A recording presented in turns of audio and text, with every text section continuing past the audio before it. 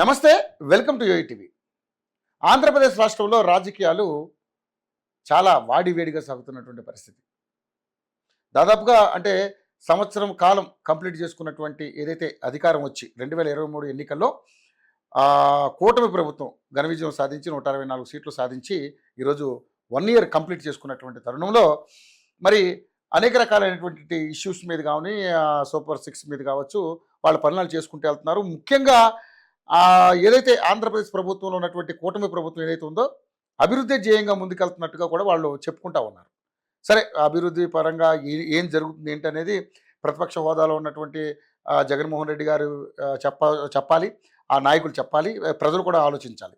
ఇంకా ముఖ్యంగా చూసుకుంటే ఏదైతే అదే ఒక సంవత్సర క్రితం చనిపోయినటువంటి సత్తెనపల్లి నియోజకవర్గం రెంటపాళ్ల గ్రామానికి సంబంధించినటువంటి ఉప సర్పంచ్ నాగమల్లేశ్వర్ అనే వ్యక్తి ఏదైతే 2023లో మళ్ళీ జగన్మోహన్ రెడ్డి ప్రభుత్వం అధికారంలోకి వస్తుందని ఆయన ఒక బెట్టింగ్లు కాసి దాదాపు 30 కోట్ల రూపాయలు బెట్టింగ్లో పోగొట్టుకున్నటువంటి పరిస్థితి. సో ఆ మనస్తాపంతో ఆ విధంగా ఆ అప్పులు బాధ తట్టుకోలేక ఆ మనస్తాపంతో చనిపోయిన ఆయన ఆత్మహత్య చేసుకుని చనిపోతే దానికి సంబంధించి ఏదైతే వైసీపీ నాయకులు కావచ్చు, దానికి సంబంధించినటువంటి ముఖ్య నాయకులు ఎవరైతే ఉన్నారో వాళ్ళందరూ కూడా ఇది కేవలం కూటమి ప్రభుత్వమే చేయించింది, అతను ఒక చౌదరి కాబట్టి ఆ సామాజిక వర్గం వాళ్ళు అందులో ఎందుకు ఉండాలి, టీడీపీలో ఉండాలని చెప్పేసి అతను చిత్రహింసలకు గురి చేసి పోలీసుల ద్వారా అతను చిత్రహింసలకు చేసి అతను చావుకు కారణమయ్యారని చెప్పేసి కూడా ఇప్పుడు వైసీపీ ఎలిగేషన్ చేస్తూ ఉంది. ఇక కూటమి ప్రభుత్వం ఏం మాట్లాడుతుందంటే ఏదైతే బెట్టింగ్లు కాసి ఆ ప్రభుత్వం వస్తుంది గ్యారంటీ అని నమ్మకంతో ఏదైతే సాక్షి టీవీ చూసో లేకపోతే సాక్షి ఛానల్ చూసో అందులో బాగా నిమగ్నుడైపోయి దానికి సంబంధించి పక్కా విజయం వైసీపీది అనుకుని 30 కోట్ల రూపాయలు తాహతుకు మించి బెట్టింగ్ గాయడం అనేది జరిగిపోయింది. దాంతో అతను ప్రభుత్వం ఓడిపోవడం, అతను ఆ అప్పులు తట్టుకోలేక ఆత్మహత్య చేసుకోవడం జరిగిందంటూ కూడా ఇప్పుడు ఏదైతే కూటమి ప్రభుత్వం చెప్తా ఉంది. సో మరి ఇందులో నిజాలు ఏంటి అనేది అందరికీ తెలుసు, అక్కడ స్థానికంగా ఉన్న వాళ్ళందరూ కూడా. ఏదేమైనప్పుడు కూడా సంవత్సరం తర్వాత ఆయన చనిపోయి దాదాపు సంవత్సరం అయింది. ఆ పరామర్శకి వెళ్ళాల్సిన వాళ్ళు ఏదో ఓ నెలకో 2 నెలలకో వెళ్తే ఓ పద్ధతిగా ఉండేది. సరే, సంవత్సరం తర్వాత వెళ్ళడం అనేది అది ఆ ప్రభుత్వం కూడా ఇప్పుడున్నటువంటి ప్రభుత్వం కూడా జగన్మోహన్ రెడ్డి గారు వెళ్తే వెళ్ళనివ్వాలి, వదిలేయాల్సింది. దానికి పర్మిషన్స్ కానీ లేకపోతే 100 మందికే వెళ్ళాలి, లేకపోతే 20 మంది వెళ్ళాలి, 30 మంది వెళ్ళాలి, 1000 మంది వెళ్ళాలి, ఇలాంటి ఏదైతే ఈ ఆంక్షలు పెట్టడంతో ఇక దాదాపుగా ఎన్నో చెక్ పోస్టులు పెట్టారు. అవన్నింటిలో కూడా దాటుకుని వేలాది మంది అక్కడ రావడం జరిగింది. మనం చూసాం ఆ కాన్వాయ్ మొత్తం కూడా మనం చూసాం. ఆ కాన్వాయ్లో జగన్మోహన్ రెడ్డి గారిని చూసేందుకు వచ్చిన వాళ్ళు ఉన్నారు, అతనితో పాటు ఆహాకారాలు చేసుకుంటూ ఆ ప్లకార్డులు పట్టుకుని ఆయనతో పాటు ఊరేగింపుకి వెళ్ళిన వాళ్ళు ఉన్నారు. ఈ ఊరేగింపులో జరిగిన ప్రమాదం ఏంటంటే 3 ప్రాణాలు బలి ఉన్నారు. ఒక వృద్ధుడిని ఆ కాన్వాయ్లో ఉన్నటువంటి వెహికల్ తగ్గడం వల్ల అతను చనిపోవడం జరిగింది. అదేవిధంగా ఇద్దరు తొక్కిసలాట్లు కావచ్చు, అనేక కారణాలతో మొత్తం 3 చనిపోయిన వాళ్ళు. మరి ఆ కుటుంబాలకి బాధ్యులు ఎవరు? ఆ కుటుంబాలను ఎవరు ఆదుకుంటారు? కనీసం వాళ్ళని పరామర్శ చేశారా ఈ వైసీపీ నాయకులు ఎవరన్నా అంటే దానికి సమాధానం లేదు. కానీ ఎప్పుడో 1 ఇయర్ క్రితం చనిపోయినటువంటి నాగమల్లేశ్వరరావు గారి విగ్రహ ఆవిష్కరణ కోసం ఈ ఊరేగింపుకి వెళ్ళడం ఏంటి? అంటే శాంతి భద్రతల్ని ఏ విధంగా చూద్దాం అనుకుంటున్నారు? అంటే ఇలాంటి రాజకీయాలు చేసి ఎవరికి సందేశం, ఎవరికి సమాజానికి ఏం సందేశం ఇద్దాం అనుకుంటున్నారు అసలు? ఏదేమైనా ఇప్పుడు జగన్మోహన్ రెడ్డి గారు వెళ్తానంటే వెళ్ళనివ్వాల్సింది, సైలెంట్ ఊరుకోవాల్సింది. వీళ్ళు కూడా ఎవరికైనా రాజకీయ పార్టీలు ప్రయోజనాలు వాళ్ళకు ఉంటాయి. ప్రజల్ని ఆకట్టుకోవడం, వాళ్ళు ఓట్లు వేయించుకోవడం, ప్రభుత్వాలను నిలుపుకోవడం, వాళ్ళ ప్రయత్నాలు వాళ్ళు చేస్తూ ఉంటారు.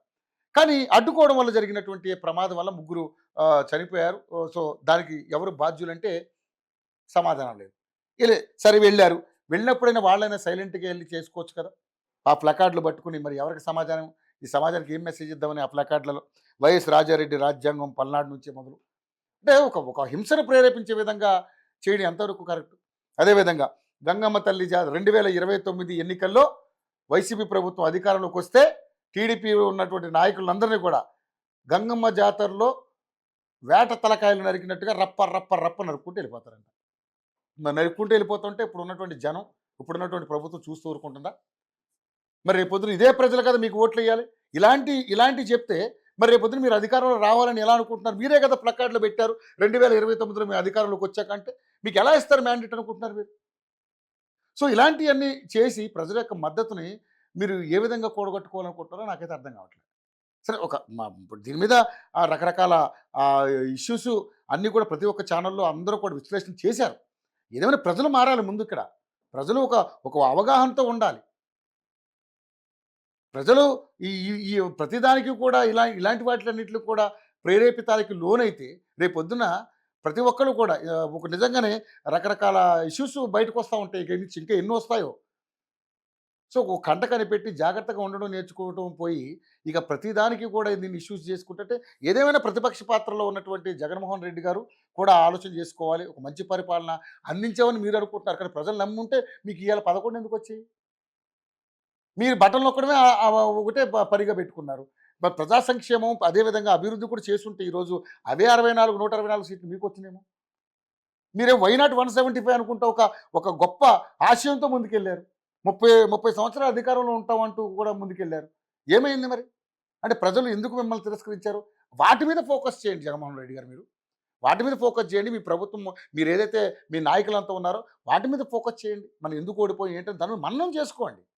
సరే, ఇవన్నీ అంశాల మీద మనతో పాటు మాట్లాడడానికి రాజకీయ విశ్లేషకులు బండారు రామ్మోహన్ రావు గారు ఉన్నారు. ఆయనతో మాట్లాడదాం. ఆయనతో మాట్లాడి ఆయన అభిప్రాయం ఏంటో తెలుసుకుందాం. నమస్కారం అండి రామ్మోహన్ రావు గారు. నమస్కారం. సార్, నిజంగానే ఇప్పుడు అంటే ఇది పెద్ద చర్చకు వస్తున్నటువంటి అంశం. కానీ నిజంగానే ఒక రాష్ట్రానికి సంబంధించినటువంటి మాజీ ముఖ్యమంత్రి సరే ఒక పరామర్శకు వెళ్ళడం సరే కామన్గా జరుగుతూ ఉంటుంది, పరామర్శించవచ్చు. అంతకుముందు ఆయన ఓదార్పు యాత్ర కూడా చాలా సంవత్సరాలు చేశాడు.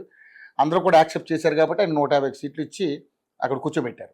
కానీ ఇక్కడ ఒక మనిషిని చనిపోయిన వ్యక్తిని పరామర్శించడానికి అంత సీన్ క్రియేట్ చేస్తూ అంతమందిని మంది మార్బలాన్ని వేసుకుని వెళ్ళడం, అదేవిధంగా వెళ్ళిన దారిలో ఒక ముగ్గురి మరణానికి కూడా కారణం అవడం, తర్వాత ఆ ఫ్లకార్డులు ఎప్పుడు మనం ఎక్కడ చూడలేదు సార్ ఇట్లాంటిది.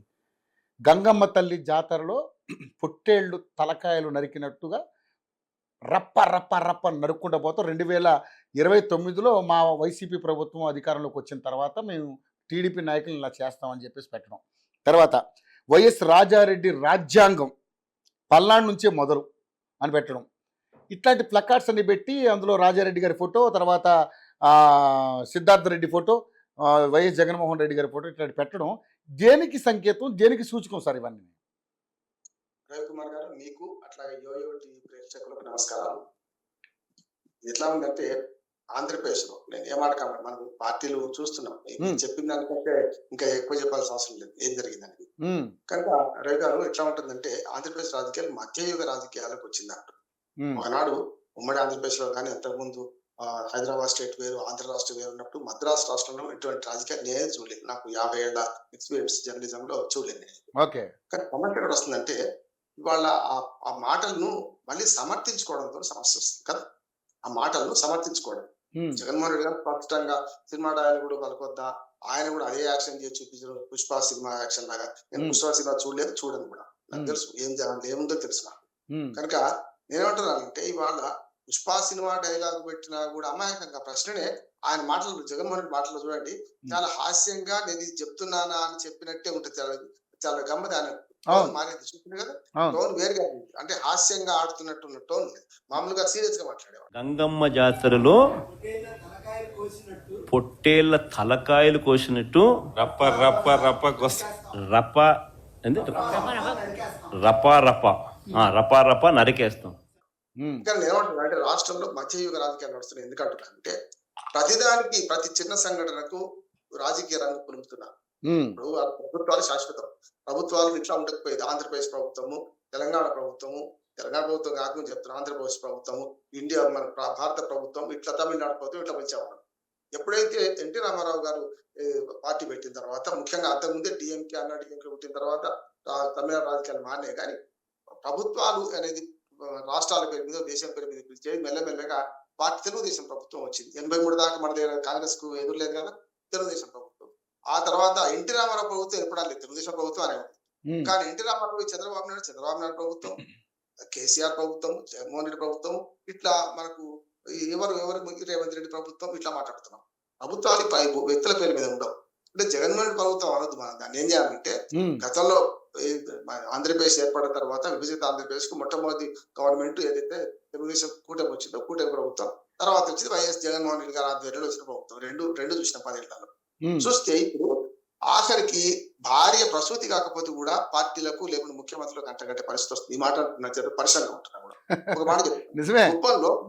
కుప్పంలో గతంలో రాజకీయాల పట్ల మన మేధావులు అంతా ఏమైందంటే రాజకీయం అంటే రాక్షసంగా జనాన్ని కీడు చేసే యంత్రాంగం అని అబ్రివేషన్స్ తయారు చేసి రాజకీయం భూత పదంగా తయారు చేసింది. మనం అందరం ప్రజలు అట్లే ఉన్నారు, మనం అట్లే ఉన్నారు. ఇప్పుడు ఏంటంటే కుప్పంలో ఒక మహిళను బాకీ ఇవ్వలేదని ఒక ఆయన చెట్టు గట్టి కొడితే చంద్రబాబు నాయుడుకి ఏం సంబంధం చెప్పండి? అవును. ఎవరి సంబంధం ఉందా ముఖ్యమంత్రికి? ఇది కూటమి ప్రభుత్వం అంటూ కూడా ఫోటోలు పెట్టి ప్రచారం చేయడం అంటే ఎక్కడికి పోతుంది రాజ్యం అంటున్నది.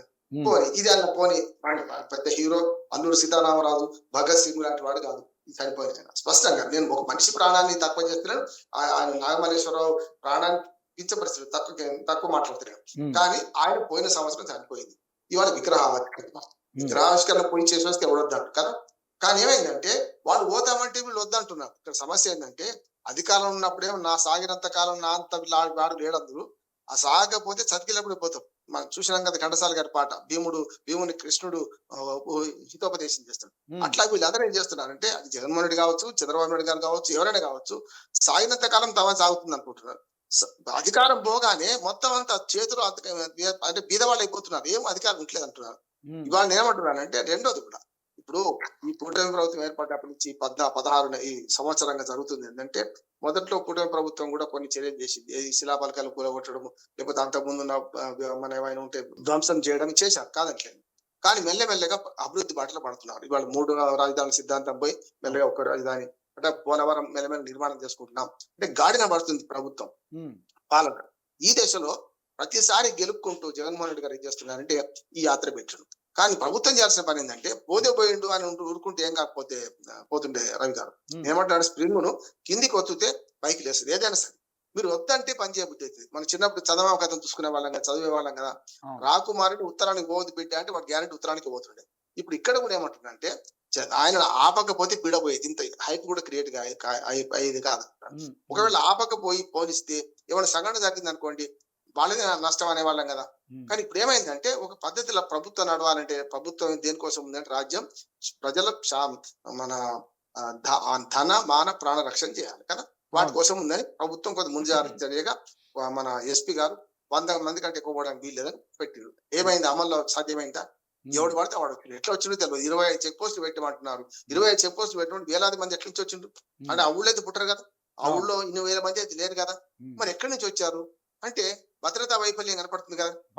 రెండోది ఏంటంటే మీరు ఇంతకుముందు చెప్పారు, ఒకటి ఏంటంటే ఆ పోతున్న క్రమంలో 3 చచ్చిపోయారు కదా.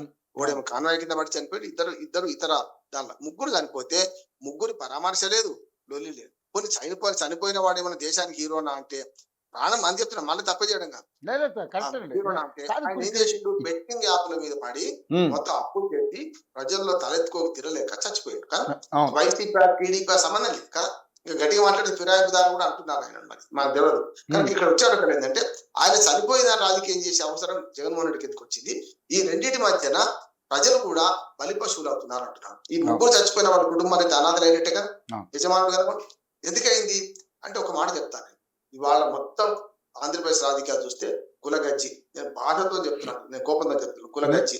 దాంతో పాటు ఈ మధ్య రాజకీయాలు ప్రతిదీ ముఖ్యమంత్రికి ఆపాదించడం. అంటే నెయ్యి ట్యాంకర్ల దగ్గర జగన్మోహన్ రెడ్డి కావాలన్నారంటాడు టీడీపీ వాడు. అంటే నెయ్యి తర్వాత కూడా ఆయన కూర్చొని మాట్లాడుతుంది. ఏమైంది, నెయ్యి ఎటుపోయిందో తెలియదు కదా, మనకు లడ్డు కత్తి ఎటుపోయిందో తెలియదు కదా, సనాతన ధర్మం ఎటుపోయిందో తెలియదు కదా. స్పష్టంగా చెప్తున్నారు. ఈ ఇద్దరు కూడా అదే పని చేస్తున్నారు. ఇవాళ మనకు అయోధ్యకు సప్లై చేసిన 1,00,000 లడ్డూల్లో జంతు మాంసం కలిసిందని గొలిపెట్టారు.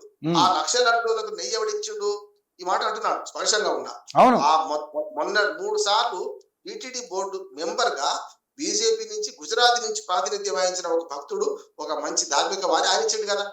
మరి అటువంటి అప్పుడు ఆ నెయ్యిలో కల్తీ ఎక్కడి నుంచి వచ్చినట్టు? ఇదేమో మామూలు ట్యాంకుల ద్వారా వచ్చే కల్తీ మాట్లాడదాం తర్వాత సంగతి. కానీ ఆ 1,00,000 లడ్డూలు ఏదైతే రామాలయానికి రామ మందిర నిర్మాణానికి అయోధ్యకు పంపిరో అవి కూడా జంతువులకు ఇవ్వగలిసింది. అంటే జంతువులు ఎటుపోయినాయి, కొవ్వు ఎటుపోయింది, అది పోయింది కదా. నేను ఎందుకు దాన్ని ప్రస్తావిస్తున్నా అంటే ఇవాళ కుప్పంలో చిన్న సంఘటన జరిగితే కూడా చీమ చిట్టుకుమన్న ముఖ్యమంత్రికి అంటకంటే దుర్మార్గమైన రాజకీయం మొదలుపెట్టింది ఎవరైనా సరే తప్పు కదా.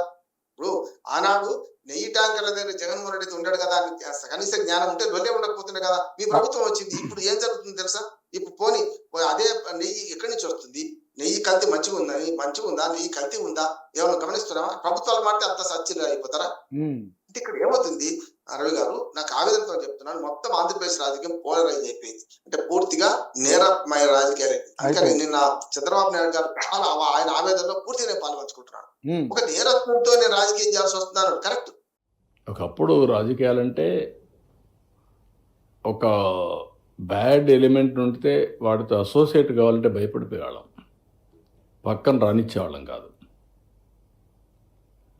ఇప్పుడు వాళ్ళతోనే రాజకీయం చేసే పరిస్థితికి వచ్చేసారు. That is dangerous trend. ఒక నేరస్తులతో నేను రాజకీయం చేయాల్సి వస్తుంది అంటున్నాను. కరెక్ట్ కదా? అంటే ఆయన 75 ఏళ్ళ వయసు ఏంటి, 76 ఏళ్ళ మనిషి ఏంటి, ఈ వచ్చిన వాడి స్థాయి ఏంటిది కదా? తండ్రి శవాల మీద పేలాలనుకుంటూ వచ్చింది కదా, అంతే కదా ఈ మాట డెఫినెట్లీ కదా.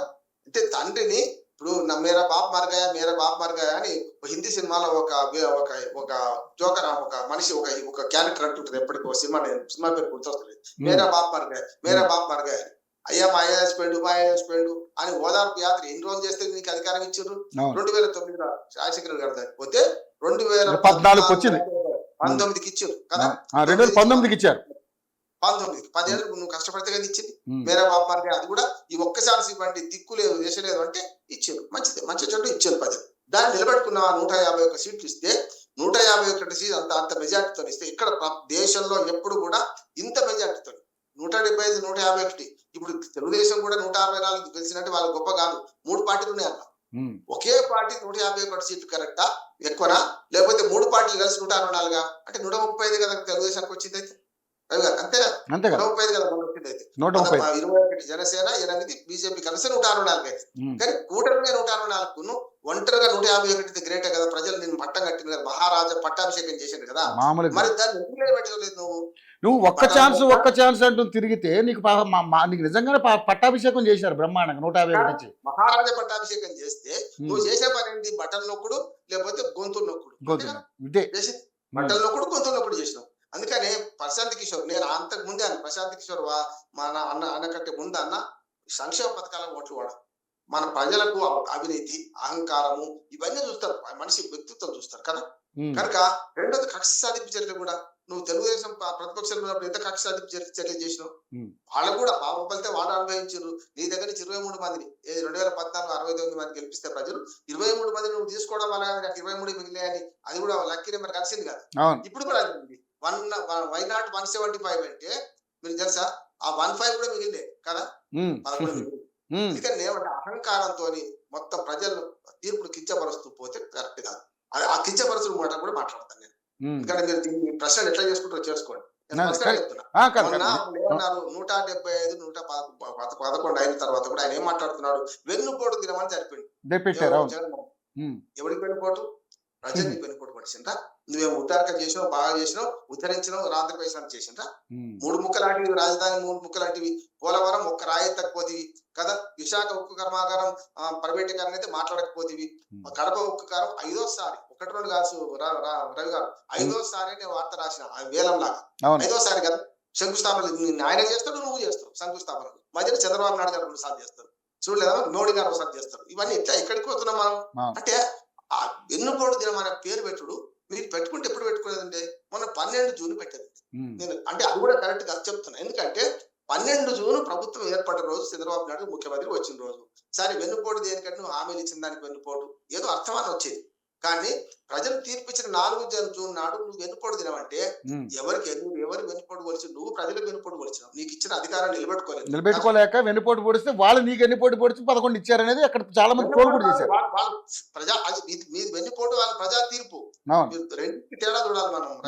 ఇప్పుడు మీరు వెన్నుపోటు అని ప్రజలు అంటే ఇది ప్రజలు నమ్మనట్టు లెక్క. ప్రజలు మనకి ఎందుకు ఓటేస్తారు మరోసారి కదా. ఓటేస్తే తీర్పు నీకు అనుకూలంగా రాకపోతే వెన్నుపోటు అంటాం, తీర్పు నీకు అనుకూలంగా రాకపోతే మన మొత్తం ఈవీఎం లో గెలుపంటాం. నువ్వు 151 సీట్లకు ఇచ్చినప్పుడు ఈవీఎం పని చేయలేదా? పని చేసినా చేయలేదా? 151 ఇస్తేనే ప్రజా తీర్పు, లేకపోతే 164 ఆళ్ళు గెలిస్తేనేమో అది కంపల్సరీ ఈవీఎం తప్పు అంటారు, ఈవీఎం టాంపరింగ్ అంటారు. మొదటి దేశవ్యాప్తంగా అంటున్నా, అటు కాంగ్రెస్ బీజేపీ దేశంలో, ఇక్కడ దుర్మార్గంగా 2-3-4 పార్టీలు, ప్రాంతీయ పార్టీలు వీళ్ళు ఏం మాట్లాడుతున్నారు? గెలిస్తే తమ గొప్ప, ఓడిపోతే ఈవీఎంలు తప్ప. తప్ప. ఇది కూడా ఆర్టికల్ రాసింది. గెలిస్తే తమ గొప్ప, లేకపోతే ఈవీఎంలు తప్ప. ఈవీఎంలు తప్ప ఎప్పుడు లేదు. దాని ఛాలెంజ్ పెడుతున్నాను. ఈవీఎంలు తప్ప నిరూపిస్తే అంటే ఇంటికి తీసుకుపోయి ట్యాంపరింగ్ చేస్తే వేరు. నేను దాని నిష్ణాతుని ఎలక్షన్ కమిషన్ తో నేను దానికి అనుబంధంగా పనిచేసిన స్పష్టంగా ఈవీఎంలు తప్పు లేదు. మొన్న సుప్రీంకోర్టు కూడా స్పష్టంగా ఇచ్చింది. అంటే ఇప్పుడు నువ్వు 140 సీట్ల వాళ్ళకి వస్తే ఈవీఎంలు తప్పంటావు, లేదు ప్రజలకు తీర్పిస్తే దీని ఏమంటారు వెన్నుపోటు అంటావు. అంటే నీకు ఒక చంచలత్వం ఎక్కువ ఉన్నది. జగన్మోహన్ రెడ్డి గారు ఒక మూడు పరిభాష, ముడ్డి లేని కడుముంత. ముడ్డి అంటే బేస్ అంటాం. ముడ్డి అంటే మూడు పదం ఏం కాదు, బేస్ లేని కడుముంత. అది ఎటైనా దొరుకుతుంటది కదా. గులకరాయి అంటారు. గులకరాయి ఎటైనా దొరుకుతుంది, గోటి లాంటిది. అందుకని ఇక్కడ ఏం చేస్తున్నారంటే మన ఈ ప్రజలు ఇచ్చిన తీర్పును అపహాస్యం చేస్తున్నాడు. నీకు ఇంటికాడ కూర్చొని ప్రజలు తీర్పిచ్చాడు. చేయాలి, ప్రజా సమస్యల మీద పోరాడాలి. తెలుగుదేశం పార్టీ చేసిన తప్పుల మీద పోరాడాలి. తెలుగుదేశం అలవిగాని హామీలు ఇచ్చింది, చేయలేకపోతున్నాను పోరాడాలి కదా. దాన్ని ఎవరు వస్తారు? ప్రజాస్వామ్యయుతంగా ప్రతిపక్ష పార్టీకి అధికార పక్షానికి ఎంత బాధ్యత ఉందో ప్రతిపక్ష పార్టీ కూడా అంతే బాధ్యత ఉంది, కొట్లాడాలి. కానీ సార్ ఇక్కడ ప్రజా సమస్యల మీద పోరాటం చేయకుండా, అసెంబ్లీకి వచ్చి మాట్లాడకుండా, నాకు ప్రత్యేక హోదా, నాకు కంపల్సరీ మీరు నాకు ప్రతిపక్ష హోదా కల్పిస్తే నేను వచ్చి మాట్లాడతానంటూ ఎంతవరకు సబబు సార్? అసలు నాకు అర్థం కాదు. మీలాంటి వారే చెప్పాలి. రవి గారు మంచి ప్రశ్న. నేను ఒక అడిగడి చెప్తున్నాను. మొదట్లో మన భారత పార్లమెంట్ లో సంఖ్యతో నిమిత్తం లేకుండా ప్రతిపక్ష స్థానాన్ని ఇచ్చారు కాదని నేను ఉదాహరణ. ఎందుకంటే 1952, 51, 52 మొదటిసారి ఎన్నికల్లో మనకు కమ్యూనిస్టులకు 8 సీట్లు వస్తే మనకు సోషలిస్టులకు 12 సీట్లు, జయప్రకాష్ నారాయణ సోషలిస్టులకు 12 సీట్లు వచ్చినాయి. అయినా ఏం చేసిండ్రు? ప్రధాన ప్రతిపక్షానికి దాదాపు 60 పార్టీలు గెలిచినాయి. మీరు రామకృష్ణ గారు ఒకసారి మీరు 1952 రిజల్ట్ చూడండి, 50-60 పార్టీలు గెలిచినాయి. ఎందుకంటే అప్పటికి దేశంలో ఎక్కడికక్కడ ప్రాంతీయ పార్టీలు ఇండిపెండెంట్ గెలిచినప్పుడు.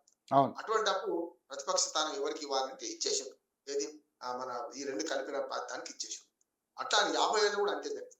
కానీ ఆ తర్వాత ఎప్పుడైతే 77 తర్వాత ఒక సిద్ధాంతం పాటిస్తుంది. ఏంటంటే 10% అనే థ్రెషోల్డ్ పెట్టకపోతే చిన్న చితిక పార్టీకి ప్రధాన ప్రతిపక్ష హోదా వస్తుంది.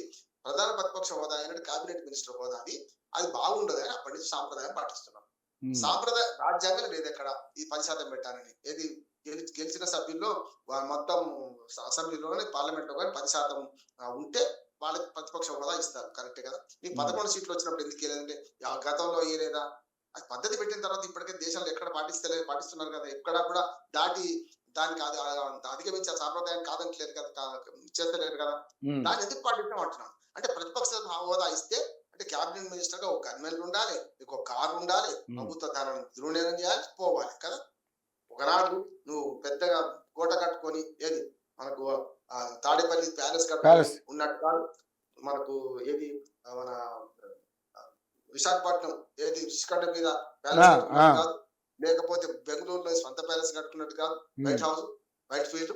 అట్లానే ఇక్కడికి వస్తే మనకు హైదరాబాద్ దీనిలో ఉన్నట్టు కాదంటున్నాను. అందుకని ఏమంటున్నానంటే నీకు ఆ స్థానం ఇచ్చిండు, నీకు అది సరిపోద్దని ప్రజలు తెప్పించిండు. అంతవరకే ఉండు. పొద్దుంది పొలం ఉంది. ఈ 4 గంటల్లో నువ్వు ఇంకా 4 గంటల టైం ఉన్నది. బ్రహ్మాండ గంట కట్టు. నేను ఆయనకి హింట్ ఇస్తున్నాను జగన్మోహన్ గారికి. అయ్యా సూపర్ 6 అన్నారు అమలు గారు. మన తల్లికి వందనం అంటే మళ్ళా దానిలో హింటు, దానిలో కథ అమలు కదా. తల్లికి వందనం మంచి చెట్టు అందరికి ఇస్తున్నారు, అందరికి ఇచ్చారు. ఈ రోజు ప్రతిపక్షంలో ఉన్నటువంటి వాడు మాట్లాడలేకుండా లేనటువంటి విధంగా అందరికి అందజేశారు సార్. ఉన్నాయి సార్. నేనేమంటాను, నేనే జగన్మోహన్ రెడ్డి స్థానం నుండి 12 పెడతా. నేను చెప్పాలి ప్రజలకు. ఇప్పుడు నువ్వు ప్రజాప్రతినిధిగా ఉన్నావు, ప్రతిపక్ష నాయకుడిగా ఉన్నావు. ఈ ప్రభుత్వంలో ఏది తప్పు జరుగుతుందో నువ్వు చెప్పరాదు. ఎగ్జాక్ట్లీ. ఆయన అసలు ప్రతిపక్ష హోదాలు ఉండి అదే కదా సార్ ఆయన చేయాల్సిన పని. ఇప్పుడు ప్రతిపక్షం 11 సీట్లకి ఇచ్చింది అంటే నేను మొత్తం నాకు ప్రతిపక్ష హోదా ఇచ్చి కేబినెట్ హోదా ఇస్తే నేను పోతే అసెంబ్లీకి లేకపోతే పోవా? అసెంబ్లీకి పోయినట్టు గెలుస్తుండే అదో దుర్మార్గం. మనకు ఇప్పుడు కాదు, జయలలిత ఇప్పుడు చూస్తున్నాం మనం. జయలలిత, కరుణానిధి, ఇక్కడనేమో చంద్రబాబు నాయుడు కదా. ఇప్పుడేమో కేసీఆర్ తెలంగాణలో పోతలేడు, ఇప్పుడు నువ్వు ఆంధ్రప్రదేశ్ లో పోతలేవు. ఉన్నోళ్ళు గెలుస్తుండ్రు, లేకపోతే జైలు పోయిన గెలుస్తున్నట్టు అది వేరే. మనం దాన్ని ఏం చేయలేం మనం. కానీ ఆంధ్రప్రదేశ్ రాజకీయాలు చాలా బాధాతప్త హృదయంతో చెప్తున్నాను రవి గారు, ఇది సరైన కావు. ప్రజలు మారాలంటున్నారు. చివరికి ప్రజలు నిందిస్తున్నాను. ఎందుకంటే ప్రజలు మారాలంటే ఎందుకు మారాలంటున్నానంటే ఈ ఆధిపత్య పోరులో 3 కులాలు 3 పార్టీలు స్పష్టంగా చెప్తున్నారు. ఆంధ్రప్రదేశ్ మనకు వర్గ పోరు లేదు. ఆ 3 కులాలకు చెందని వాడిని కనుక నేను నాకు హక్కు కూడా ఉంది. ఎందుకంటే ఏ కులానికి చెందినా నన్ను కూడా పెట్టేవాడు సమస్య కులం గురించి నేను హేతువాదిని చెప్పా, ఉమ్, కానీ నేను చెప్తున్నా ఆ 3 కులాలు కాదని డిస్క్లైమర్ చేస్తున్నా. ఎందుకు చేయాల్సి వస్తుందంటే రామ్మోహన్ రావు అనగా రావు ఉంటే ఫలానా తెలుసు కదా. ఉమ్. ధర్మాంధ ప్రజలు ఎట్లా ఉంటారంటే మళ్ళీ అది మన అవును. చెప్తున్నా ట్యాంక్ బండి మీద సరోజిని నాయుడు అని పెడితే నాయుడు అంటే ఏ నాయుడు అనుకోని విరుగొట్టే సందర్భం చూసాం. అవును. నేను ఎక్కడైనా ప్రజలు ఎక్కడైనా నిందిస్తాను, తప్పు కదా. సరోజిని నాయుడు ఏ కులం కూడా తెలియని వాళ్ళు ఆ పని చేసింది కదా. అవును. నాయుడు ఉన్నాం కదా. ఇక్కడ కూడా ఆంధ్రప్రదేశ్ లో జరుగుతుంది. 3 కులాలు 3 పార్టీలు. ఈ 3 కులాలు 3 పార్టీలు తెలుసుకోవాల్సింది ఏంటంటే ప్రజలను కళ్ళు తెరిస్తే వీళ్ళు పదవులు పోతాయి. ప్రజలు కళ్ళు తెరవకుండా ఉండాలి. అంటే అవును. మతం ముసుగులో ఒకడు, కుల ముసుగులో ఒకడు, మన రకరకాలుగా అది కూడా మాట్లాడాడు కదా జగన్మోహన్ రెడ్డి గారు మొన్న. అవును. కమ్మ కులస్తులు మా పార్టీలో ఉండకూడదా, ఆ, మా పార్టీలో కమ్మ కులస్తులు ఉంటే మీ కళ్ళమంటే ఎందుకు, ఉమ్, కమ్మ కులస్తులు మీకే గులాబీగిరి చేయాలా, మరి రెడ్డి కులస్తులు ఇంకో పార్టీలో ఉండకూడదా నేను మాట్లాడుతాను. ఉమ్. అందుకే రెడ్డి అంతే. కులస్తులు రెడ్లకే గులాంగా ఉండాలా అంటారా నాకు కూడా. అవును. అంటే మీ ప్రశ్నకి జవాబు వెంటనే మీ దగ్గరే ఉంది. ఉంది కానీ అసలు ఆ ప్రశ్నకి సరైన సమాధానం రాదని తెలిసిండు కూడా ప్రశ్నలు వేస్తాడు రాడు. సరైన సమాధానం నువ్వు ఇటుకతో కొడితే రాయితో కొడితే సిద్ధంగా ఉన్నాను నేను అంటున్నాను. అంతేగా మరి. ఇటుకతో కొట్టి ఈట్కా జవాబు పత్ర సేదేత ప్రజలు చెప్తున్నారు ఇదే మాట. నేనన్న మాట కాదు. నేను Yes, sir. Rammohan Rao Yes, yes, అదే. అవును. ప్రజలు ఏమంటున్నారంటే కమ్మ కులస్తులను ఎందుకు టార్గెట్, కమ్మ కులస్తులు ఎవరిని తిట్టిండ్రు, కమ్మ కులస్తులు తిట్టిండు కదా. అవును. మన ఆడనాన్ని ఎవరు తిట్టిండు, కాపు కులస్తులు తిట్టిండు కదా. అవును. అవును. పవన్ కళ్యాణ్ ఎంత అరే పోరే అని మాట్లాడలేదా. అవును. అదే ఆర్మీ పేరుని నాని అదే పవన్ కళ్యాణ్ ఓరే గిరాని ఎన్నిసార్లు మాట్లాడాడు. అందుకని అంటే ఆ కులంతో ఆ కులం తిట్టిస్తూ అంటే వాళ్ళ ఏమంటారు దాన్ని, వాళ్ళదే వేలు వాళ్ళదే కాదు కదా పొడిపించాం కదా. మరి ఇట్లాంటి రాజకీయాలకు అన్నింటికి ఆచుడు జగన్మోహన్ రెడ్డి గారి ఆయన చేయించాడు ఇవన్నీ. కొడాలండి ఇప్పుడు ముంజేది కంకణ అర్థమైంది సార్. నేను మాట్లాడదు జగన్మోహన్ రెడ్డి ఎందుకు తీయాలి, ఎవరికి అందరికి తెలుసు, మీకు తెలుసు, నాకు తెలుసు, రాష్ట్ర ప్రజలకు తెలుసు. నేను ఏమంటున్నాను అంటే కొడాలి అంటే ఎవరు తిప్పించిన చంద్రబాబు నాయుడు కదా. బ్రహ్మాండంగా మంచి పాయింట్ ఇది. అవును. అవును. అవును. ఈ వంశీ గాని వీళ్ళందరూ కూడా రెడ్ల పార్టీలో కొంత అవకాశం ఇస్తే వాళ్ళకి చేరిండు అంతేగా. దానికి స్వామి కంటే స్వామి భక్తి, రాజు కంటే రాజభక్తి చూపించి వీళ్ళు చేసిన పని ఏంటంటే దుర్మార్గంగా వాళ్ళ కులస్తులు వాళ్ళే కించపరచుకున్నారు అంతేగా. అంతేగా సార్. అందుకని ఇప్పుడు ఏంటంటే నువ్వు నేర్పిన విద్య నేర్చాక్షి అన్నట్టు ఆయన కూడా అది చేస్తాడు. డెఫినెట్గా చేస్తాడు. ఇంకోటి వాడు చేసుకున్నంత ఇప్పుడు అంటున్న కమ్మ కులస్తులు ఏం చేసుకున్నారు, ఎవడన్నా కిడ్నాప్ చేయమని ఎవడ చెప్పిండా, మన పార్టీ ఆఫీస్ మీద దాడి చేయమని చెప్పారా, ఆఫీసులు ధ్వంసం చేయమని చెప్పారు ఎవరన్నా. ఇవన్నీ నువ్వు చేసుకొని తిట్టించండి అని చెప్పి వాళ్ళను మాట్లాడుతూ వాళ్ళు సస్పెండ్ చేస్తుంటే నేను ఒక్కటే అంటున్నాను, కమ్మ కులస్తులు ఏ పార్టీలో ఉండకూడదా, నా పార్టీలో ఉండదా, కమ్మలకే చంద్రబాబు నాయుడికి ఊడిగం చేయాలా అన్న దానికి ప్రశ్న జవాబు నీ దగ్గరనే ఉంది. ఇంకోటి ఏం లేదు.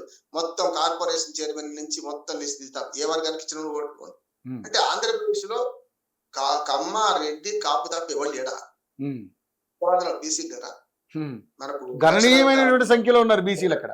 దక్షిణ కోస్తాలో ఎస్సీ లేరా, మైనార్టీ లేరా, గుంటూరు నుంచి మొదలు పెడితే కర్నూలు, అనంతపురం మైనారిటీస్ ఎక్కువ ఉన్నారు. నేను అవన్నీ తిరిగినవాడిని కాబట్టి చెప్తున్నాను. ఏ ప్రాంతంలో ఏముందో నేను మొత్తం రాజకీయ అవకాశం పెట్టాను. వీళ్ళందరూ ఇవన్నీ లేరా వీళ్ళు అంటే మీరే ఉన్నారా, మీ పోటుగాడు మీ 3 కులాలేనా. నేనేమంటున్నాను, వీళ్ళు పల్లెకి మోసే పోయేలాగా ఎన్ని రోజులు ఉండాలి, మేము పల్లెకి ఎక్కి కూర్చుంటామని దళితుల్లో, పేదల్లో, ఎస్సీ ఎస్టీ బీసీ మైనార్టీలో ఎప్పుడు చైతన్యం రాదో అప్పటిదాకా ఈ దుర్మార్గ రాజకీయం. దుర్మార్గం ఒక్కడంటే ఇద్దరిని అంటున్నాను, ముగ్గురు అంటాం. కులం రాజకీయాలు ముగ్గురు చేస్తే మత రాజకీయం ఇంకోటి ఉన్నాడు, బీజేపీ చేస్తున్నది మత రాజకీయం. నలుగురు అంటున్నాడు. ఒక్క మాట అని చెప్తాను, ఒక మన తోడేలు కొట్లాడుతున్నాయట, మేకల మంద అరుస్తూ చప్పట్లు కొడుతున్నట్టు ఏ తోడేలు గెలుస్తున్నాయి. ఆ తోడేళ్ళ పోవటం ఎవరి కోసం, ఈ మేకల మంద ఎవరు తినాలని. మేకల మంద ప్రజలు ఇవాళ, తోడేళ్ళేమో ఈ పార్టీలు. తోడేళ్ల పోరాటంలో మనల్ని తినాలని పోరాటం చేస్తున్న వాళ్ళు అనే కనీస అవగాహన లేకపోవడం వల్ల ఈ అంగే చెప్పుకోవడము, దుర్మార్గంగా జయ ధ్వానాలు చేసుకుంటూ పోవడము, చివరికి వాళ్ళ కుటుంబాలు ఛిద్రం చేసుకోవడము, ఈ బలి పశువులుగా మారి ఆహుతైపోవడం చేస్తున్నారు. నిన్న జగన్మోహన్ రెడ్డి గారి పర్యటనలో కూడా 3 క్షుణ్ణంగా జగన్మోహన్ రెడ్డి గారి పర్యటనలో క్షుణ్ణంగా తెలిసింది. అది ప్రజలు అర్థం చేసుకోకపోతే వాళ్ళ కర్మ మనం ఏం చేయలేము. ప్రజలు తప్ప నేను చెప్పాను, స్పష్టంగా చెప్తాను, ప్రజలను పీడనం చేయాల్సింది రాజకీయ పార్టీలు కాదా. మన మీడియా, ఫోర్త్ ఎస్టేట్, మనము రాజకీయ పార్టీలు. ప్రజాస్వామ్యానికి మూలం రవి గారు, ప్రజాస్వామ్యంలో ఎన్నికలు ముఖ్యం. ఎన్నికలకు కూడా రాజకీయ పార్టీలు, రాజకీయ పార్టీలను మనకి ఇచ్చవలసిన అవసరం. రాజకీయ పార్టీ అతి పెద్ద స్వచ్ఛంద సంస్థలు, ఎవడో 10 మందికి సాయం చేసిన స్వచ్ఛంద సంస్థ కాదు. మొత్తం రాజకీయాన్ని మార్చేది, లేకుంటే ప్రజల ఆకాంక్షలు తీర్చేది రాజకీయం కదా. రాజకీయం అంటే మనం దుర్మార్గార్థం చేసుకొని పనికిరాంది, నా కొడుకు సీటు రాకపోయినా, నా భార్య నీళ్ళు ఆడకపోయినా చెప్తున్నా కదా, ఇట్లా ప్రతిది రాజకీయం అంటున్నాం. రాజకీయం అంటారు, రాజకీయం ఒక పవిత్రమైన వ్యాసంగం. దాన్ని అర్థం చేసుకోవడంలో, అర్థం చేయించడంలో రాజకీయ పట్టింపులు అవుతున్నాయి. ప్రజలు తప్పగా చచ్చిన దానికి వచ్చిందే కట్టమంటున్నాడు, తాగుతున్నాడు, తింటున్నాడు, ఓటేస్తున్నాడు. అంటే మరి ఆ ఓటు సరిగ్గా వేయకపోతే, వాడు సరిగ్గా విచక్షణతో వేయకపోతే టీడీపీ పోయి జగన్మోహన్ రెడ్డి వస్తాడా? రాడు కదా. జగన్మోహన్ రెడ్డి మళ్ళీ టీడీపీ కూటమి వస్తుందా? రాదు కదా. రేపు ఇంకొకరు వస్తుంది తెలియదు. ప్రజల తీర్పును అవహేళన చేస్తున్న వీళ్లను ప్రజలే శిక్షిస్తారు. అసలైన న్యాయ నిర్ణేతలు ప్రజలే. అంతకంటే ఇంకో మాట చెప్పేది లేదు సార్. ఇంకొక ఫైనల్ క్వశ్చన్ సార్, ఏం లేదు, ఇప్పుడు జగన్మోహన్ రెడ్డి గారు సరే జరిగిపోయింది, ఒక ముగ్గురు చనిపోయారు, ఆ ప్లకార్డులు పట్టుకున్నారు, సరే వాళ్ళ ఒక కార్యకర్తల ఆనందం కావచ్చు, రకరకాలు కావచ్చు. సరే తప్పు జరిగిన దాని మీద తర్వాత ఆయన ప్రెస్ మీట్ పెట్టిన తర్వాత ఎవరైతే రిపోర్టర్లు అక్కడ ఉన్నటువంటి జర్నలిస్టులు అందరూ అడిగిన దానికి ఆయన ఆనందం ఉంటుంది. ఏం జాతర అది, ఏం తలకాయలవి అని అడిగి మరీ తెలుసుకుని మంచిదే కదా అని అనడం, ఆయన మానసిక స్థైర్యం ఏ విధంగా ఉందనుకుంటున్నారు మీరు? అడగడం అంటే తెలియక అదే అంటున్నా నేను, అందుకనే మానసిక స్థైర్యం అని అడిగింది. అందుకనే తెలవక అడిగింది కాదు, అది పక్కా తెలిసి అడిగినట్టుగా కనబడుతుంది. నిద్రపోయేవాడిని ఎవడైనా మేలుకొల్పొచ్చు, నిద్ర నటించేవాడిని ఎవరు చేయలేదు. ఆ మాట తన నోటి నుంచి రావన్నా చూసిండు, కానీ అడిగినట్టు చేసి చెప్పాడు. అంతేగా సమస్యలు. ఆ లౌక్యం మనందరికి తెలుసు, ఎవరి లౌక్యమైంది, ఎవరి జీవితాలు ఏంటి, ఎవరి సంగతి అందరికి తెలుసు. కానీ వ్యక్తిగతంగా పోకుండా నేనేమంటున్నానంటే, వ్యక్తిగతంగా సార్ మామూలుగా ఇప్పుడు ఆయన జగన్మోహన్ రెడ్డి గారు ఇప్పుడు మొన్నటి దానిలో ప్రెస్ మీట్ లో అంత తీవ్రంగా ఒక రాష్ట్రానికి ముఖ్యమంత్రి పనిచేసిన వాడు పుష్ప లెవెల్ యాక్షన్ చేసుకుంటూ ఆ హావభావాన్ని నీ వెకిలి నవ్వేది కష్టంగా తప్పు కదా. అందుకని దయచేసి ఇక్కడికి విడిచిపెడదాం, ఆంధ్రప్రదేశ్ ప్రజలు మన అప్పీల్ చేద్దాం. ఒకటి, ఇప్పటికైనా రాజకీయ విలువ తెలుసుకోండి. ఈ కులాల పంచాయతీ మానండి. మీ కులం వాడు మీకు అన్నం పెట్టాడు, మీ పార్టీ వాడు మీకు అన్నం పెట్టాడు. మీ జీవితానికి మీరే హీరో, పార్టీలు కావు, మీ జీవితానికి మీరే హీరో. మీరు కీలరికి బాధ పెట్టండి, నిజమని ప్రవర్తించండి. ఇంతకంటే మన ఆంధ్రప్రదేశ్ ప్రజలకు మనం ఇచ్చే సందేశం ఇంతకంటే లేదు. ఇంకేమో సార్, ఎంత మోటివేట్ చేసినా వాళ్ళలో మార్పు రాకపోతే మీరు చెప్పిన వేస్ట్, నేను అడిగిన వేస్ట్. నేను అంటున్నా, నాకు ఇప్పటికీ నమ్మకం ఉంది, మారుతాను, సమస్య లేదు. ఇప్పుడు ఈ అనుభవ తత్వం బోధపడదంటారా?